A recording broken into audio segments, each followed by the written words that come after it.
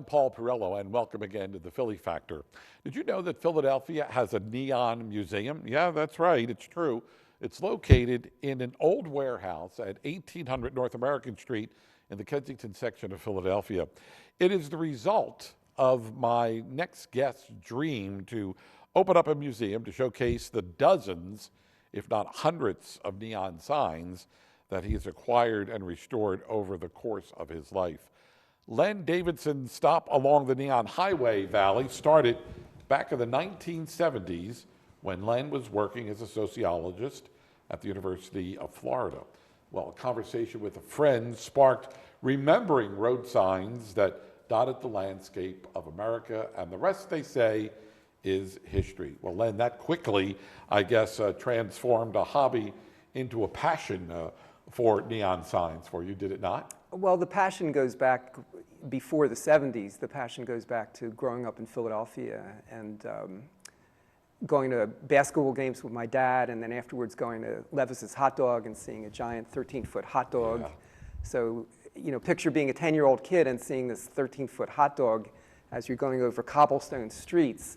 That kind of imprinted in my mind, and from that point on, neon was in my consciousness. And then finally in the 70s, I got much more interested in the American roadside and started actively learning about neon, collecting signs, and opened up a bar and restaurant with neon that we put on the ceiling. Mm-hmm. So that was really actualizing something that had been an interest for a long time.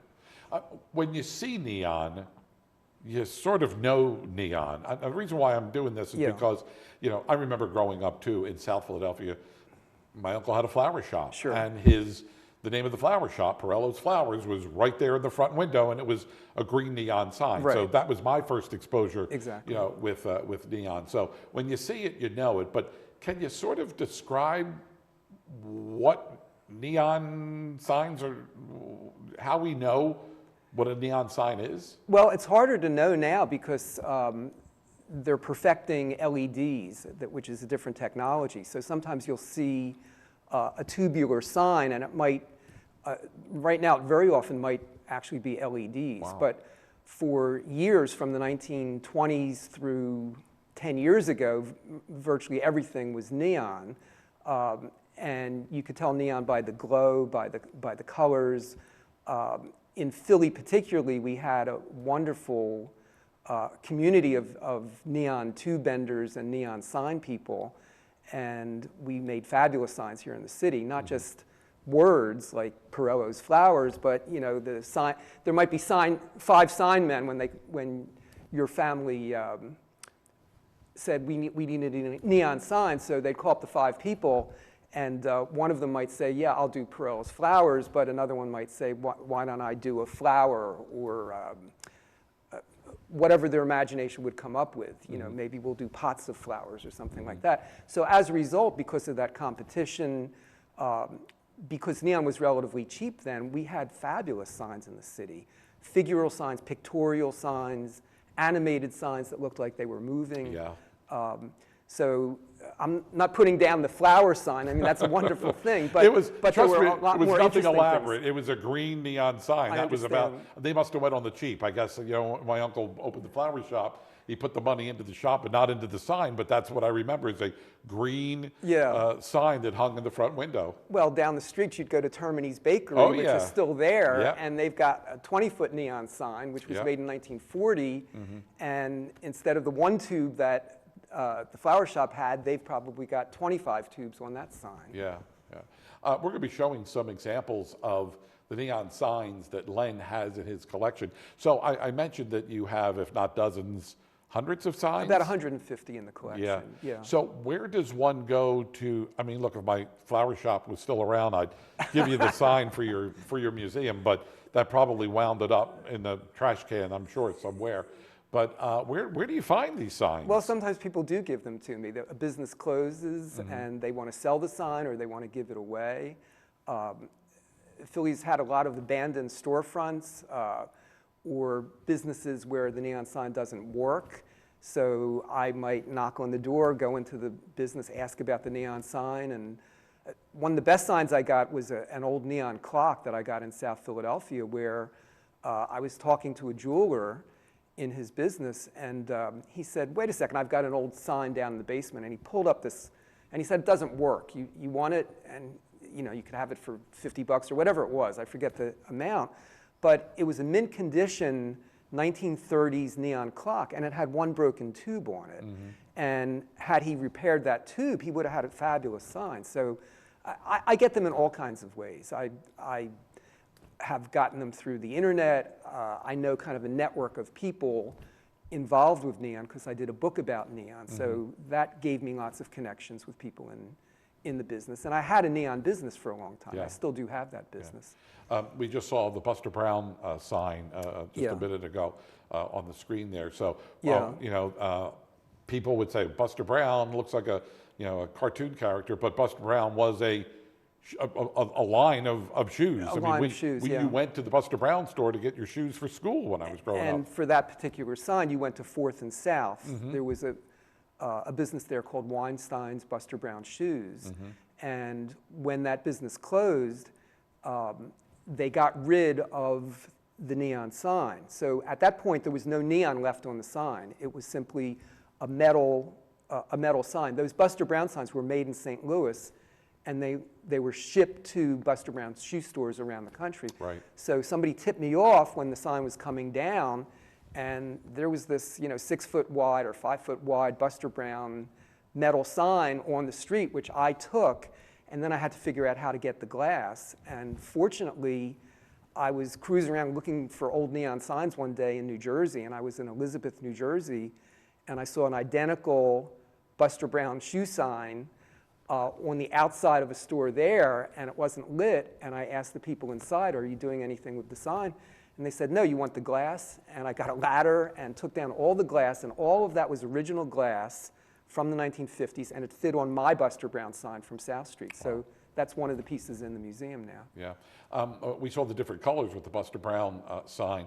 So how do you incorporate, or how did they incorporate all the different colors into a sign like that Buster Brown sign? Yeah, I would think Buster Brown would have had a logo. So it would have been a paper logo, and then you translate the colors that are on that colorful logo into neon colors. So there's a wide variety of colors you could get from neon through the gas that you use, either neon or argon, the type of glass, stained glass or clear glass, and then phosphorescent powders that go in the tube. So if the logo had, if Buster had golden hair, we can get a color called Novial Gold, which is a neon color to duplicate the hair. Yeah. So the smallest sign that you have personally may not necessarily be on display at the museum, but the smallest sign and the largest sign. The largest one doesn't have any neon on it. It's the bookbinder's sign from 15th Street, and it's 35 feet long. Yeah. And there's a long story attached to it, but when that sign came down and when Bookbinders closed, I was given the sign, and it went into storage, and I entrusted it with someone who mishandled it, and eventually I had to dig it out from weeds and trees that it had been put in. So anyway, that sign is now a ruin, but I didn't want to throw it out, and we've hung that in the Neon Museum. So that's the biggest one I've got. But I also have Pat Stake's original crown, which is 12 feet wide by 9 feet high, and we just took that down from Jack's Firehouse yesterday and brought it over to the museum, and I'm putting that one back together.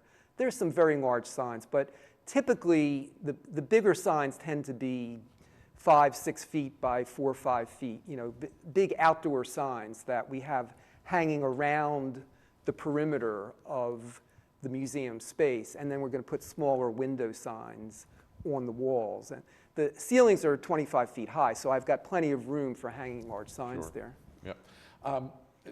These were not just advertising signs or logos or whatever, but I mean, if you look at neon, I mean, all you have to do is look at it, and here's another example. I mean, this is artwork. This is not just a sign. It really is artwork. Yeah. What are we looking at here? That's an art piece that I did for the Philadelphia Flower Show. It's an upside-down Liberty Bell flower. So I guess you call the clacker in a bell, perhaps that's the same thing as the stamen in a flower. Right. So we made 3 stamen, and that's a long exposure, so you see all 3 lit, but that's actually an animated piece where the clacker goes back and forth. Right, right. And it was erected as an exhibit in the flower show, and then it came down afterwards. So that was an art piece that I put together. And when I was actively involved with my business, I was doing art pieces, commercial pieces, architectural neon. There's all kinds of applications for neon signs. Has there been a resurgence of neon? Because we often think of neon as something that you would see in the 50s and the 60s. Did it go out of trend in the 70s and 80s and 90s, and now all of a sudden it's coming back? Or has there always been neon? Well, there's always been neon since the late 1920s, but the most prolific era for neon, I think, was in the 50s and 60s. And there were plenty of neon signs up until the 90s, I'd say. And it kind of went down with plexiglass in the 70s and the 80s and the 90s, and with LEDs coming in. And now there is a bit of a resurgence, but it's a strange kind of resurgence. There are a lot of young people who are interested in neon now, but they're typically interested in neon for its artistic properties. There's not a lot of sign shops. When I moved back to Philly in '79, there were probably a dozen sign shops in the city doing neon. Now there are 2 or 3 places where you can get neon signs made in Philadelphia. So these young people who are learning about neon and wanting to go into doing neon will be able to make art pieces, but will they be able to support themselves? Sure. When you look at the nature of the neon that's being produced now, you look at a Buster Brown sign, which was double-sided and had all of those tubes on it. Well, that was a big job. So if you're just talking economics, you could be a sign shop and make a living making signs like that. Those things aren't being made anymore. I cynically call a lot of the neon that you see now words on walls. You go in a brewery and they'll have a phrase that'll say it's all in your head, or you'll go in a bar and they'll have some other kind of little phrase. Well, that's fine, but that's not a lot of footage of glass. You might have 10 feet of tubing that the bender makes, and what you charge for a sign is proportionate to how big the sign is. So if you did a movie theater that had 1,000 feet of tubing, you can earn a living doing that. But if you're making little signs that have 10 feet of tubing, it's going to be very hard for these young people going into neon to have it as a job that supports them unless they can bring neon back in a bigger way and be using it commercially and for bigger applications than just the words on walls kind of thing. So the neon signs that are being made today, are they still being made with glass tubing, or everybody looks at a more economical way of doing things? Yeah. Might they use plastic tubing? No, the technology is the same. LEDs use plastic, and LEDs have really ruined neon in many ways, because you go to some of the sign shops now and ask for a neon sign, and they'll say, oh, you don't want neon, you want LEDs, and they could make similar things in LEDs for a cheaper price. They don't have to have a tube bender who spent 5 years cutting his hands and burning his fingers learning the trade of neon, because it's a very difficult trade to master. Right. So the sign shops in Philly used to have their own neon plants inside of the shops, and they'd have their own benders inside the shop, or they would sub it out. They'd make a pattern and send it out to another bender. So there were lots of places to get neon made, and I think the shops have just kind of economized and gone into LEDs very often. But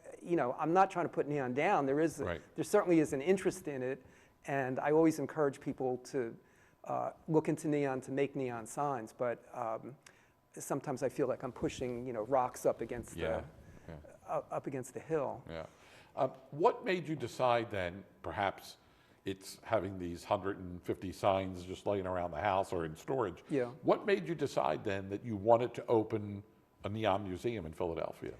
Well, there are a couple factors. I've been wanting to do this really for the last 25 or 30 years, but I haven't had a space for it. But I've wanted to show these neon signs for a couple of reasons. The original reason was because they're artistically really interesting. Right. They're folk art. You look at a Buster Brown sign, you look at a Levis's hot dog sign.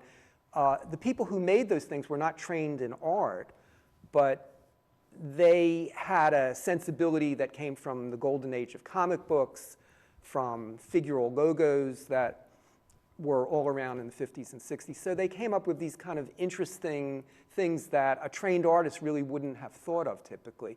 So the artistic aspect, the folk art aspect of neon is really important, and I wanted to display signs to convey that. But I think in the last 10 years, the thing that's just as important to me is the historic aspect of the signs and how they relate to Philadelphia and how they relate to community in Philadelphia. Because the signs are a window into looking at 20th century America and, for me specifically, 20th century Philadelphia. So I can look at neon signs and talk about industries, neighborhoods, mom and pop stores, the way business was transacted in Philadelphia and across the United States before we had Amazon, before the death of the mom and pops, the death of the local shopping streets. So there's going to be a lot of sociology and a lot of history in the Neon Museum attached to each of the signs. I'll give you an example. I have a couple signs from Philco.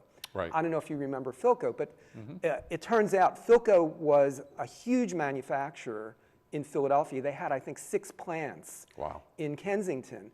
And they made TVs, they made appliances, they made radios, all kinds of things. So nobody knows about Philco, who's 25 years old. They never heard of this brand. And they don't know about the workshop of the world and how Philadelphia was a place where tons of things were manufactured. So I can put up my 2 little Philco signs there, my Philco musical instruments and my Philco neon clock that I have, and then I've got some Philco memorabilia. I've got a repairman's case where your TV went out and a repairman came out with a little metal box that had tubes, TV tubes in it, and he came and he fixed your television. Well, looking at that Philco neon clock becomes much more interesting and historically significant when you know that this is representing 6 factory buildings that used to be in Philadelphia. So that's really probably my biggest motivation right now, even more than getting across the folk art aspect of the neon, is really getting across the cultural and historic aspects of it. You said that you just search for, you might be out, driving around town and you see a sign and it may not be working, and you go in and explore it further and see if they might be, willing to part with it. I mean, to what length have you actually traveled to get a neon sign? You're on a mission to get that must-have sign.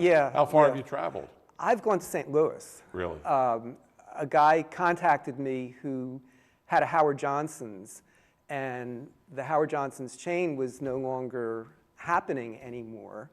And he had this, Howard Johnson made spectacular neon signs. They had logos of Simple Simon and the Piemen. They had logos of the lamplighter with a man lighting a lamp and a boy looking up at the lamp. So he knew that this was a great sign, and he contacted museums and said, do you want my sign? And nobody was interested. And then he contacted me, and I thought, oh my God, a Howard Johnson sign. So I flew out with my helper to St. Louis. We rented a truck. We drove to this guy who was maybe 100 miles outside of St. Louis.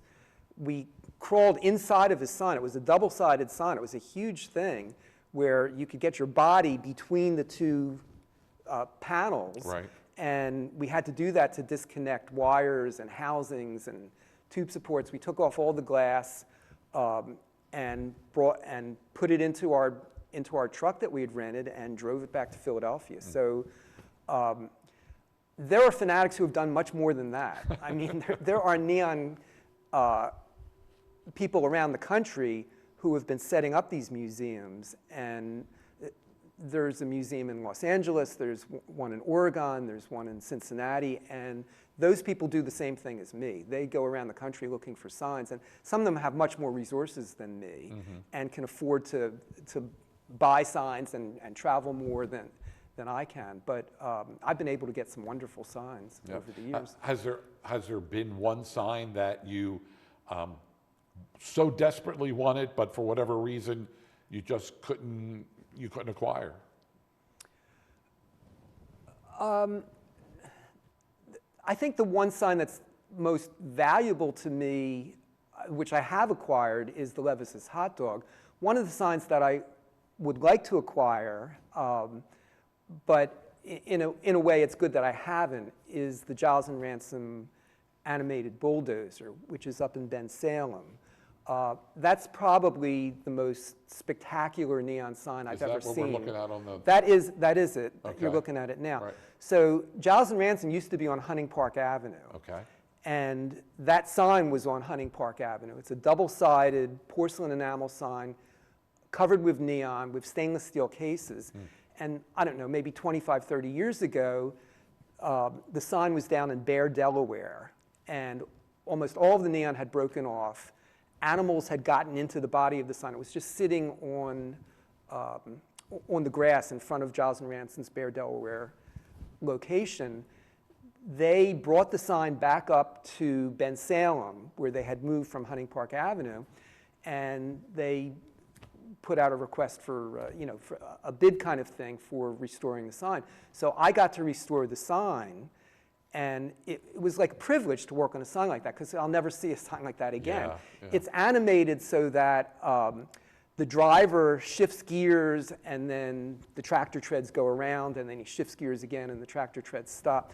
So the point about acquiring the sign was that Giles and Ransom in the last few years was taken over by another heavy equipment manufacturer, and the sign was not maintained very well. And as of a year or two ago, I looked at the sign and it wasn't fully lit, and they weren't sure what they were going to do with the sign. Right. And somebody told me recently that the new owner has restored the sign again, and so it's operating again. So it's really better for it to be up there than in my collection. But at one point I thought, if they are not going to keep this sign, I don't want that sign to go to San Francisco or to go to Japan, which is what happens. These signs become commodities, which is good and bad because they become valuable. But on the other hand, there's a market for them. So what you really want is for the signs to stay in their communities, because they're symbolic of the communities, and they're symbolic of the history in those communities. And we should mention, we only have a few minutes left, but Yeah. you could drive up and down Broad Street, and there are probably examples of neon signs that are still working and give you that snapshot into what that business is about, or perhaps the history of that part of the city. So neon is still around us. It's not necessarily a museum piece, but there are signs that are still working out there in Philadelphia, across the greater Philadelphia area. Yeah, a good example would be the Boot and Saddle Bar, which was restored in South Philadelphia just a couple of years ago. Well, that had been kind of a ghost of a sign. I mean, there was practically no neon on it. It wasn't lit. Birds were living inside of it. I was fortunate to get that job, and that was another one that was wonderful to work on. I subbed out most of the actual construction, the restoration work, to another sign shop who did a beautiful job. But now we've got this fabulous 20-foot tall neon cowboy boot that was made by an Italian immigrant, and he sketched it out on his kitchen table down in Packer Park. There's a whole history to that sign. So, yeah, you say that there are signs on Broad Street still. Well, there are very few of them that are good and that are lit. Most of them are ghosts of what once was. Yeah. And somebody either needs to restore them, take them down, fix them, put them in a museum. But I'm amazed sometimes as I drive around the city and I still see some of these signs, and they're not in operating condition anymore, but I know what they were like before. I've seen photos of them typically. You almost wonder that if it's a business and the sign burns out for whatever reason, that they feel there's nobody around doing neon anymore. I'm just going to let it hang on the side of the building, and it is what it is, because there's nobody that's doing neon any longer. Yeah, but they could get it fixed. Yeah. It's just that it's relatively expensive to fix a neon sign. But in neon's heydays, signs would go out, and there were plenty of neon sign shops. Plus, when you sold a neon sign, you would sell a repair plan. I forget what they would call those kinds of things. But if a tube went out on your sign and it was a big neon sign and there were 20 tubes, if one tube goes out, many tubes are wired together, so 5 or 6 tubes would not light. But you had a plan where the sign shop was being paid $500 or $1,000 a year or whatever to maintain your sign. So you just call up the sign shop, they'd go out and they'd fix it. Now you've got to find one of the few people who's still doing neon to fix a big outdoor sign. So the outdoor signs are really the biggest casualties of the lack of neon people around. Yeah. Well, it's been a fascinating half hour, and I'm looking forward to paying a visit to the museum when the museum opens. You could too pay a visit to the Neon Museum in Kensington. You can find out more about the neon signs there and really dive into not only the artwork, but really the history behind the signs and what these signs meant to the landscape of the greater Philadelphia area. I want to thank Len for being with us here on our program. Thank you so much for being with us. Yeah. Until the next time, thank you so much for tuning into the Philly Factor. I'm Paul Perrello. We'll catch you next time.